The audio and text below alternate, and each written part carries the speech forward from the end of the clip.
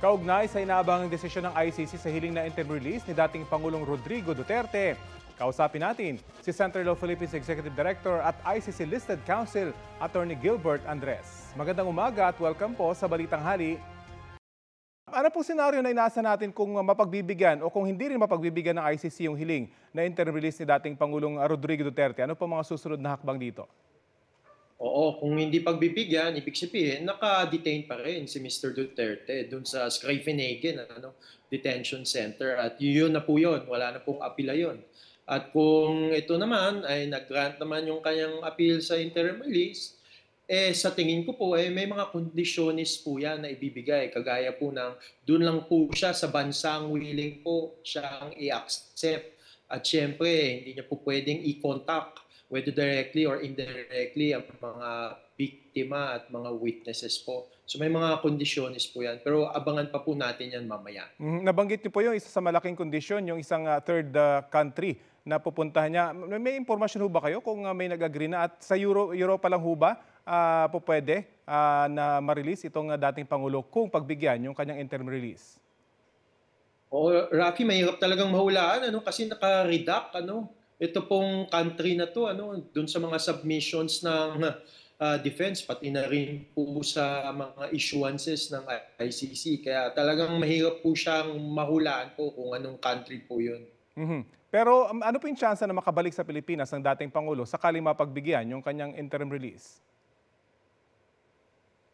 Well, in the unfortunate event na mapagbigyan, I think hindi po siya dapat pumunta sa Pilipinas kasi wala naman pong agreement with the Philippines. Wala naman sinasabing Pilipinas na willing itong i-accept si Mr. Duterte dito sa teritoryo ng Pilipinas. Ngunit naintindihan ko rin, Rafi, na meron ding news reports na I think August 19, 2025 kung saan sinabi nga ni Mr. Duterte sa kanyang anak na si BP Sara na gusto niyang dumiretso sa Davao kung mag-grant yung interim release. Pero sana hindi po mangyari po ito. May bearing po ba ang pagiging non-ICC member na ng Pilipinas?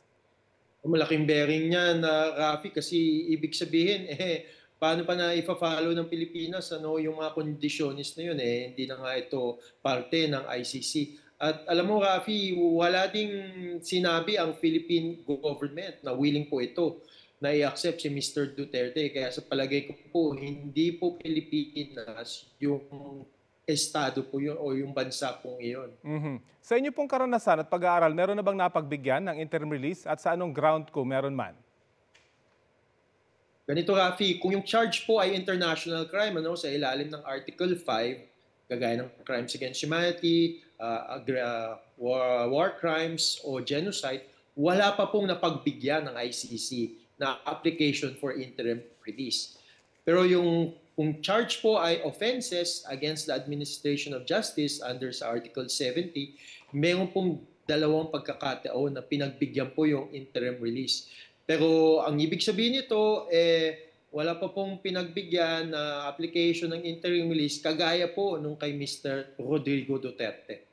Isa po sa sinasabi ng kampo ng dating Pangulo ay yung kanyang kalusugan. Pwede raw makonsidera na mapagbigyan yung kanyang interim release. Isa po ba ito sa pamantayan, yung kalusugan ng isang taong standing trial? Rafi, hindi po siya isa sa mga pamantayan kasi wala po siya dun sa Article 58 ng Rome Statute. In fact, nung mag-decide po ang pretrial chamber, hindi po yan sinama ng pretrial chamber yung konsiderasyon sa kalusugan at sa sitwasyon po ni Mr. Duterte. Kaya inaasahan po namin hindi rin po ito maging factor sa appeals chamber decision. Okay, abangan po natin at 5:30 ng hapon lalabas yung kanilang decision. Maraming salamat po sa oras na ibinahagi nyo sa Balitang Hali. Maraming salamat, Rafi, at mabuhay tayo. Si ICC Listed Counsel Attorney Gilbert Andres.